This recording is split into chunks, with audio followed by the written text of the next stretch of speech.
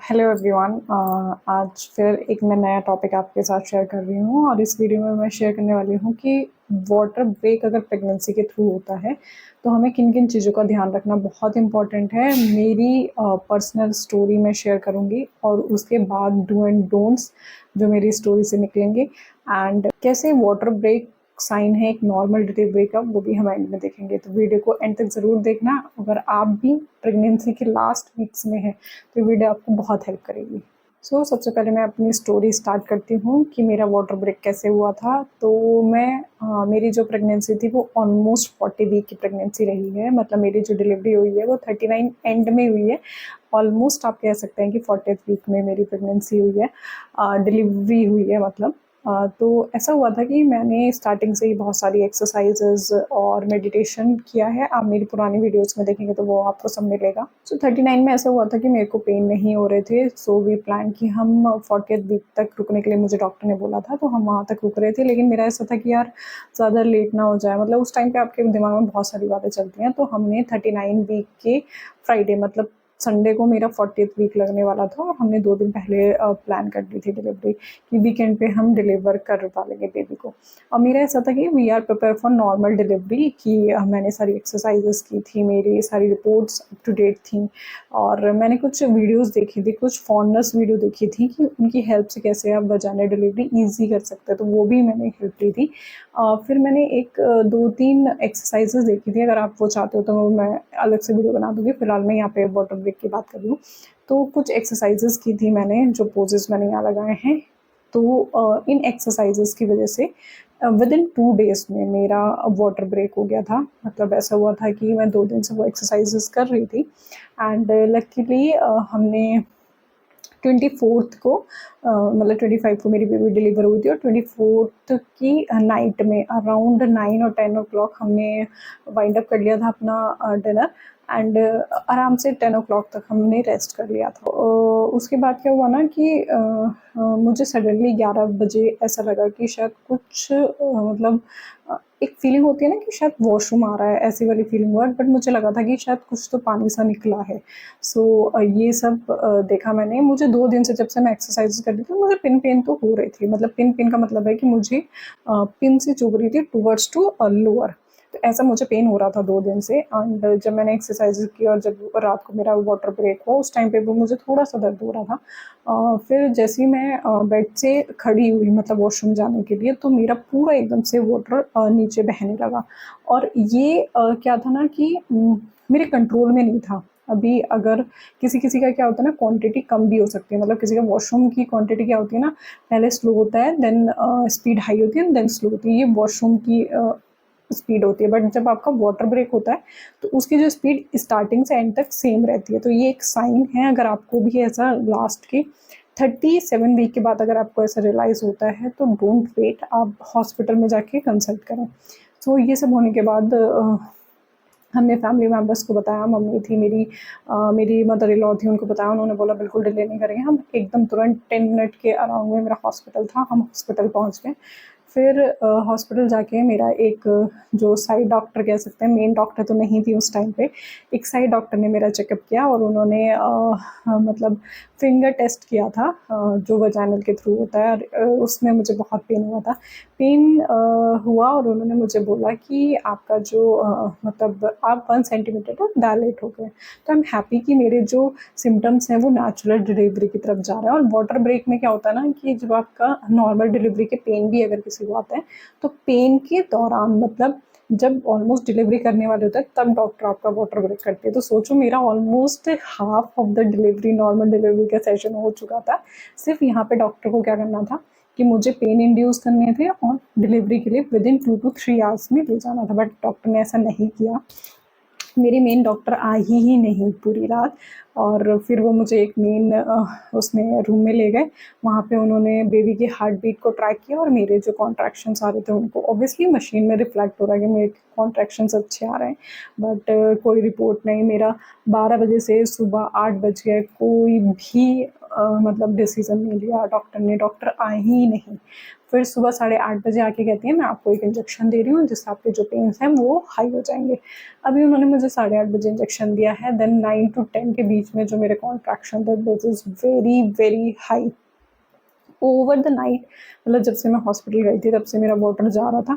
During the water आपको walk नहीं करना होता है क्योंकि बहुत सारे चांसेस हो सकते हैं, बेबी नीचे खिसक सकता है। तो मुझे वॉक करने के लिए मना कर दिया था। जब मैं वॉशरूम भी जा रही थी तो वॉशरूम का पानी अलग आ रहा था और जो मेरा पानी ब्रेक हुआ था वो अलग आ रहा था। तो ये भी 2 अलग-अलग सिम्पटम्स हैं। तो ये सब होने के बाद जब पूरा आप ये समझो जब बेबी जिस वाटर में रहता है वो वाटर पूरा निकल गया, मुझे 12 से सुबह के 9 बज गए, 9 घंटे हो गए, तो ऑब्वियसली ड्राई होने की वजह से बेबी की हार्ट बीट जो है वो अप डाउन होंगी। सो मेरी बेबी की हार्ट बीट अप डाउन होनी शुरू हो गई मॉर्निंग में 9 ओ क्लॉक के अराउंड। एंड उन्होंने एक ग्राउंड बना लिया कि बेबी की हार्ट बीट कम हो गई है। अब हार्ट बीट में बता देती हूँ कि अगर 120-110 से नीचे अगर बेबी की हार्ट बीट चलनी शुरू हो जाती है तो फिर आपको सी सेक्शन के लिए बोल देंगे वो। तो पहले तो उसकी अच्छी खासी चल रही थी, 130-150 तक जा रही थी। जब ऑब्वियसली वाटर चला गया, वाटर हट गया वहाँ से, तो बेबी की हार्ट बीट लो होने लग गई, जिसकी वजह से उन्होंने ग्राउंड बना लिया कि बेबी को कुछ हो सकता है, मदर को कुछ हो सकता है, तो we need to earlier action. So I thought आपने ये सब रात में क्यों नहीं किया? वो मुझे जो इंजेक्शन आपने सुबह 8:30 बजे दिया है, वो इंजेक्शन अगर आप मुझे रात में 2-3 घंटे में देते तो शायद मेरी नॉर्मल डिलीवरी ही हो जाती। सो ऐसा सब हुआ और उन्होंने अनफॉर्चुनेटली मुझे बोल दिया कि सी सेक्शन करने के लिए ले जा रहे हैं। सो सी सेक्शन हुआ मेरा विदिन 15 to 20 मिनट्स में सी सेक्शन हो गया था और मैं इंड्यूस थी, मतलब मैं लेबर पेन में हूँ उस दौरान।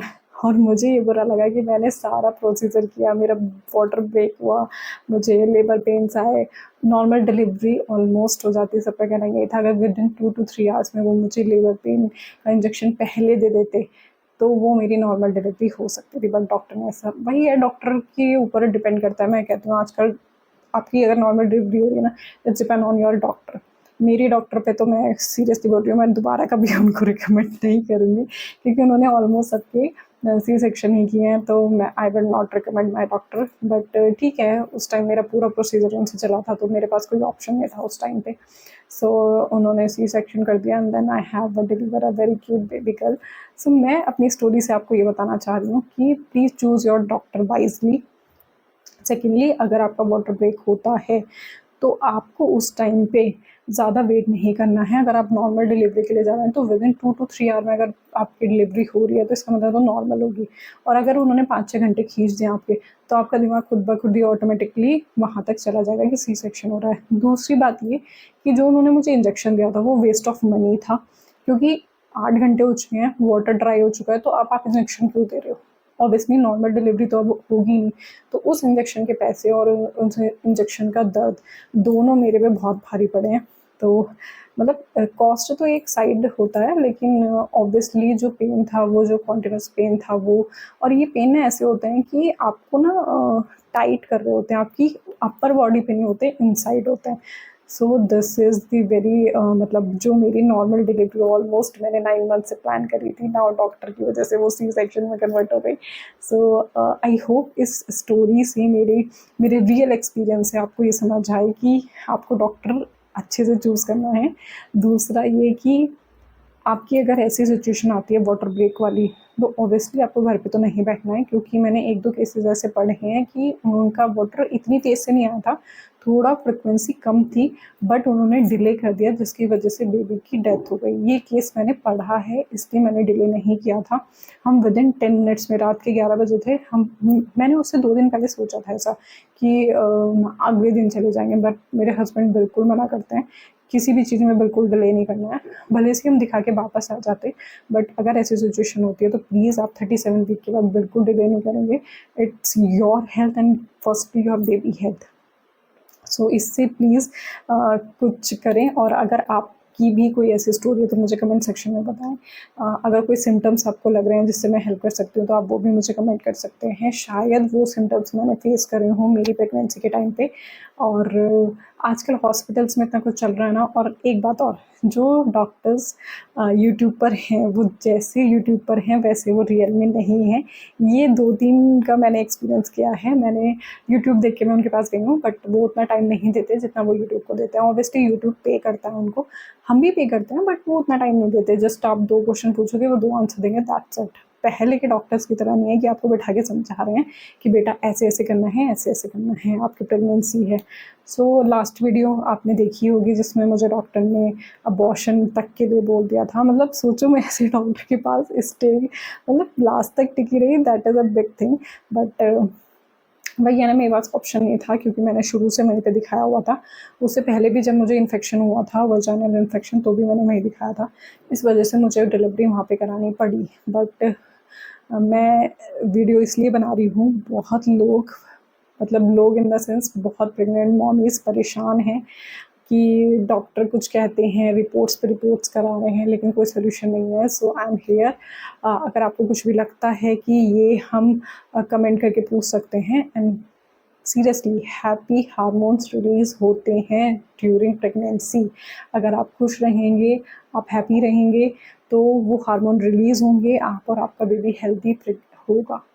ये मैंने खुद रियलाइज़ किया। और मेरी बेबी टच वुड बहुत अच्छी है, हेल्दी है, कोई कोई वो नहीं है।